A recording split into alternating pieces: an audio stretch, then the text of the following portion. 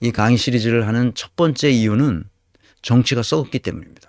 정치가 모든 것을 구조와 시스템과 프로세스를 다 바꿀 수 있는데 그걸 바꾸지 않았기 때문에 어떻게 바꿔야 되는지도 정치인들이 모르고 있다는 거예요. 그게 가장 큰 문제죠. 그래서 배워야 됩니다. 우리 시민들이 먼저 배우고 그것을 정치인들에게 요구해야 됩니다.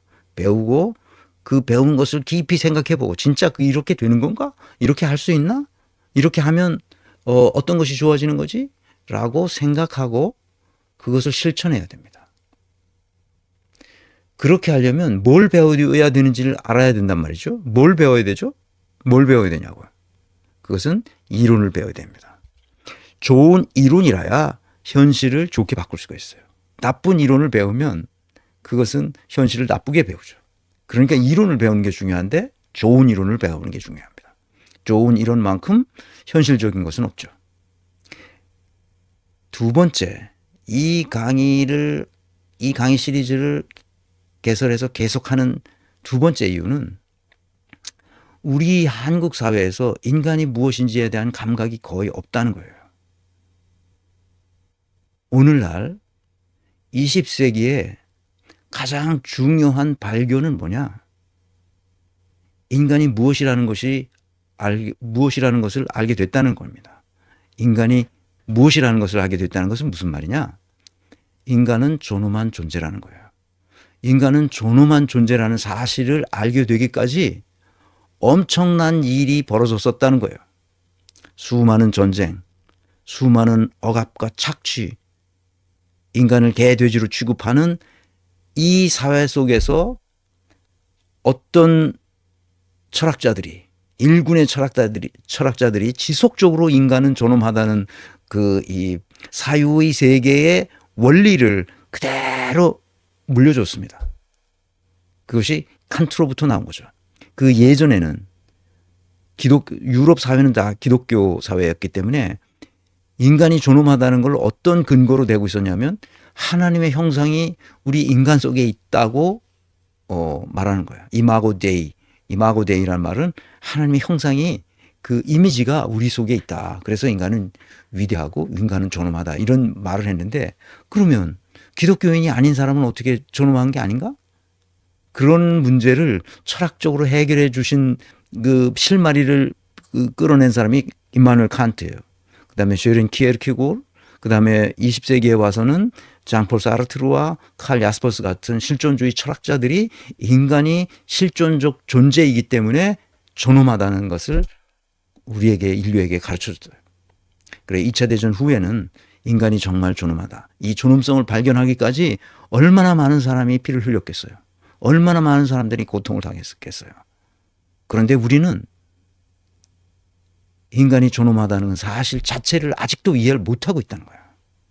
우리 구조와 시스템과 프로세스 속에서 인간이 어떤 존재라는 것을 알 수 있게 만들어 놓은 게 없다는 거예요. 그래서 인사론이 필요한 거예요. 인사에 관한 이론, 인간에 관한 이론이 필요한데 인간을 다룰 줄 알아야 될 거 아니야. 그 다룰 줄 아는 것을 제대로 배워야 되는데 사람은 다 다르단 말이야. 똑같은 사람이 하나도 없어. 쌍둥이도 달라. 똑같은 사람이 하나도 없이 다 다른데 그 다른 것을 어떻게 우리가 인사론에서 다루어야 되는지 그것을 분명히 해야 된다는 거죠. 그러니까 인사론의 핵심은 사람 보는 안목을 길러준다는 거예요. 인사론이 왜냐? 저 사람은 유능한 사람이다. 저 사람은 무능한 사람이다. 저 사람은 사기꾼이다. 아니 이 사람은 선한 사람이다. 이 사람은 정직한 사람이다. 이 사람은 부정직한 사람이다. 이 사람은 성실한 사람이다. 이 사람은 불성실한 사람이다. 이 사람은 게으른 사람이다. 이 사람은 부지런한 사람이다. 하는 것을 보는 안목을 길러야 된단 말이에요. 인사론이 그걸 가르치는 거예요. 그럼 조직이 있는데 우리가 조직에 인간이 존엄한 존재로서 인간이 조직에 들어가면 완전히 다른 세계로 들어가는 것이기 때문에 전혀 색깔이 달라집니다. 어떻게 달라지냐? 서로 경쟁하고 투쟁하고 갈등하고 그렇게 살아간단 말이에요. 조직에 들어가면. 왜? 조직에는 서열이 이렇게 매겨져 있어서 또 계급이 매겨져 있어서 서로 다른 차별을 하게 돼 있어요. 조직에 들어가면 기본적으로 어쩔 수 없이 그런 거야. 누가 더 큰 무게를 가진 직무를 맡았느냐에 따라서 위계 질서가 딱 생긴단 말이에요. 그때 위계 질서 속에서 살아가는 사람들은 어떻게 하면 윗사람한테 잘 보여서 자기가 출세할 것인가, 권력자에게 빌붙어서 먹을 것인가, 이런 그 계산을 하면서 살아갈 수밖에 없단 말이죠. 그래서 동물 내에서 그 조직 내에 들어가면 동물적 본능이 작동해요. 그래서 이렇게 인간 조직 속에서 존엄한 인간으로서 살아갈 수 있게 하려면 어떻게 해야 되는가가 조직론이에요. 그래서 인사론과 조직론은 동전의 양면처럼 항상 붙어 다녀요. 그럼 조직론에서 궁극적으로 원하는 게 뭐냐? 이거예요. 사람이 짐승으로 변하지 않도록 구조와 시스템과 프로세스를 설계하는 거예요. 그런데 우리는 지금 대한민국의 저 높은 데 있는 사람들이 짐승처럼 행동하는 것을 지금 보고 있어요. 짐승들이죠.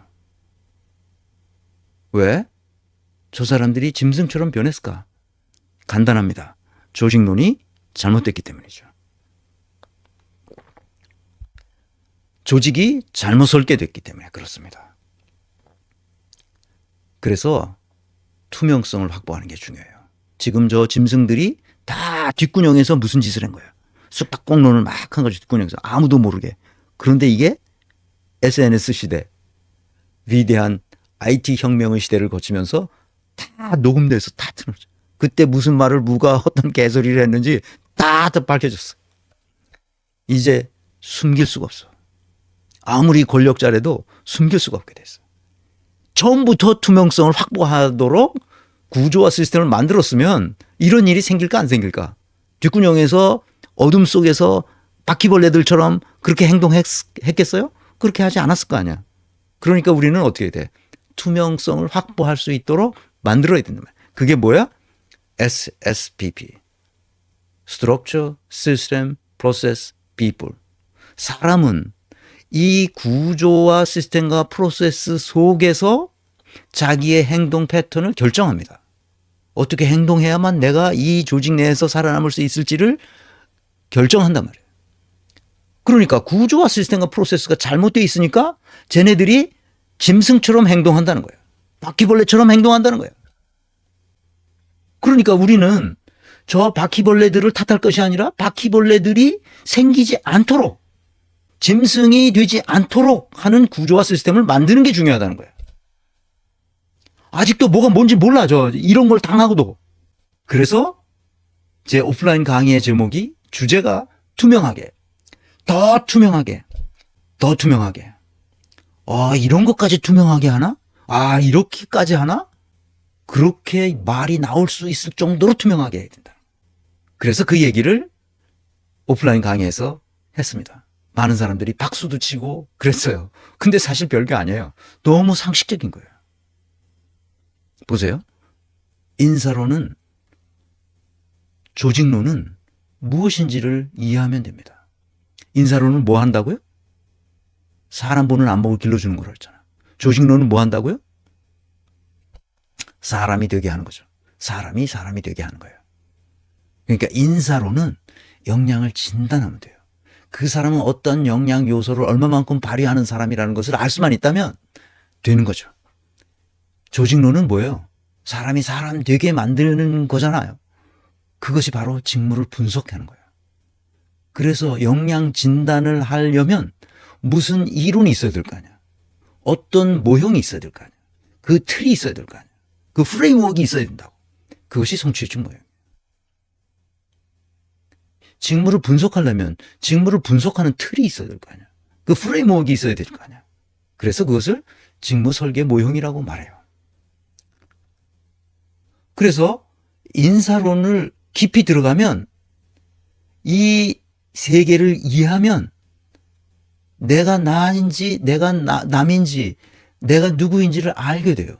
고대 그리스인들이 인류에게 준 위대한 언명이 있어요. 그게 너 자신을 알라죠. 너 자신을 알라 하는 거예요. 너 자신을 모르는 사람들이 국정을 맡으면 어떻게 되냐? 이 꼴이 되는 거예요. 지금 우리가 다 보잖아요. 이 짐승들이 움직이는 모습을 보잖아요. 다. 자기 자신이 누군지를 모르는 거예요. 김건희는 자기 자신이 누군지를 모르는 거예요. 자기는 어떤 영양 요소를 가지고 태어나서 이렇게 살아가는지에 대해서 자기 자신을 반성한 적이 없어. 남의 것을 빼앗기만 하면 되는 거예요. 남을 속여서라도 빼앗기만 하면 된다고 생각하는 인생을 살아왔던 거예요. 그거는 윤석열도 똑같죠. 우리가 그걸 보잖아요. 근데 그들이 하는 말을 보면 이미 저 사람들은 사기꾼이라는 것을 알 수 있어요. 명태균이 말하는 걸 조금만 들어봐도 아, 이 사람은 사기꾼이라는구나 하는 것을 알 수 있어요. 그런데 그 사람은 몰랐다는 거예요. 윤석열이 하는 말을 들어보면 정말 같잖아요. 저렇게 무식할 수가 있나? 그런데 그 사람이 높은 지위에 올라가니까 더 높은 지위에 올라가려고 청와대에 있는 이 좀 등신 같은 사람들이지, 이 머저리 같은 사람들을 전부 그 사람들의 구미에 맞는 말을 계속 해주는 거예요. 그걸 다 속인 거예요. 그러니까 저 청와대에 있는 높은 직위에 있던 사람들은 그 말에 다 속았대, 자기 스스로. 사람 보는 안목이 전혀 없는 거예요. 뭐가 문제인지를 파악하지 못한 거예요. 직무를 분석해서 직무 설계 모형에 따라서 만들어지는 것은 그 직무는 어떤 성과를 창출할 책임이 있다는 것을 알려주는 거예요. 그러니까 자기 자신을 아는 사람이 그 직무를 맡으면 자기 자신이 되는 거예요. 내가 가지고 있는 재능을 발휘해서 그 결과물을 만들어서 국민 앞에 내놓는 거예요. 나는 여기까지 할 수 있습니다 하고 국민 앞에 내놓는 거예요. 내가 지금 이 강의를 하는 것은 내가 나 자신을 알고 내가 할 수 있는 것까지 하는 거예요. 모르는 걸 내가 뭐 아는 척하고 잘난 척 이러고 뭐가 있어요. 모르죠. 또 나도 무슨 게 발동이 돼가지고 잘 보여야 되겠다 발동해서 나는 10가지는 알고 있는데 사실 마치 11가지까지 한 개를 더 얹어서 내가 과장해서 말할 수도 있겠죠. 그런데 난 나 스스로를 알기 때문에 그렇게 과장하면 마음이 안 좋아. 나 스스로 마음이 편하질 않아. 그래서 이게 내가 지금 과장하고 있나? 과장하면 안 되는데 하고 나 스스로를 억제합니다. 왜? 나는 영양 진단하는 방법론을 훈련받은 사람이거든. 그 훈련받는 내내 나는 누구인가를 물어. 나는 누구인가? 나 자신이 어떤 영양 요소를 얼마만큼 가지고 있나? 나는 엄청난 성취 지향성이 높은 사람이라고 생각을 했어요. 왜냐하면 내가 가난했기 때문에 출세도 하고 돈도 많이 벌고 서울 시내 빌딩도 몇 개 가지고 있고 근데 젊은 시절에 그랬잖아. 그런데 내가 이 공부를 하면서 느낀 바는 나는 그런 재주가 없는 사람이라고. 그걸 안 거죠. 너 자신을 알라는 게 바로 그것입니다. 그리고 너 자신이 되라는 게 자기가 할 수 있는 것까지만 딱 하고 거기서 멈추는 겁니다. 내가 이 강의 시리즈를 하면서 나 자신이 할 수 있는 것까지만 하고 멈추려고 해요.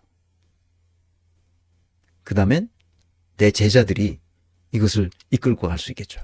그러니까 빨리 여러분들이 이게 뭔지에 대해서는 아주 디테일까지 다 공부해 주시길 바랍니다.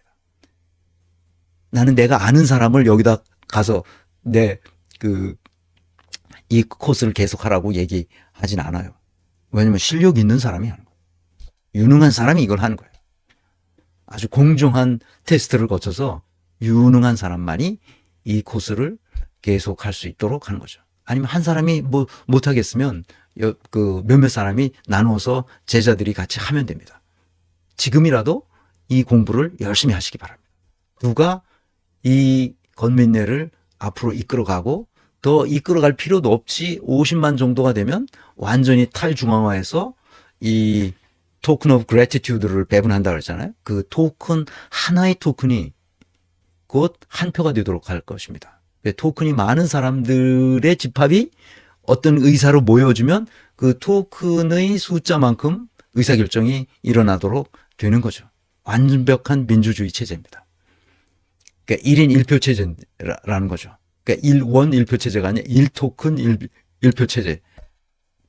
의사결정합니다. 지금 그 이더리움이 그런 방식으로 해 나가고 있죠.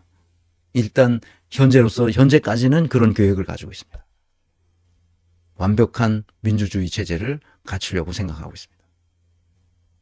그런데 지금 우리 이 어두운 데서 헤매는 사람들, 정치하는다고 그 껍적거리는 사람들 이 보면 다 어두운 데서 자기들끼리 뭘 떠들고 말고 그렇게 하다가 지금 이 꼴이 난 거예요.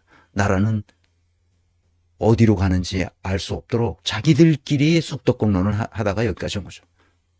자기 자신이 되는 게 아니라 자기 자신의 탐욕이 자기 자신을 먹어버리는 그런 상태가 된 거죠. 이따 보여드리겠습니다. 그래서 직무가 이 사이에 껴 있습니다. 나 혼자 있을 때는 셀프사인이고, 자기 존재죠. 그러나 사회에 나가서는 어떤 직무를 맡게 되기 때문에 그 직무를 맡은 사람은 자기 자신이 되어야 합니다. 자기가 할 수 있는 것만큼 성과를 내서 국민 앞에 내놓는 겁니다. 내가 이만큼 했습니다 하고 내놓는 거죠. 이렇게 투명하게 되기만 하면 지금과 같은 명태균 사태, 이종호 사태, 주가 조작 사태, 고속도로를 휘는 사태, 홍매화를 심는 사태, 이런 사태는 벌어지지 않습니다. 제일 중요한 것은 독립된 자율적 주체로 일하도록 하는 겁니다. 그래야만 이 모든 것이 투명하게 돼요. 투명하게 된다는 것은 곧 개인이 독립된 자율적 주체로 일할 수 있도록 하는, 누구의 지시와 명령을 받지 아니하고. 근데 그것을 네트워크로 연결해야 됩니다. 그래서 누가 네트워크 속에서 누가 좀 부족하다 싶으면 보충해 주면 됩니다. 보충성의 원리는 도와주되 간섭하지 않는 겁니다. 이 말은 굉장히 어려운 말입니다. 도와주되 간섭하지 않는다. 자,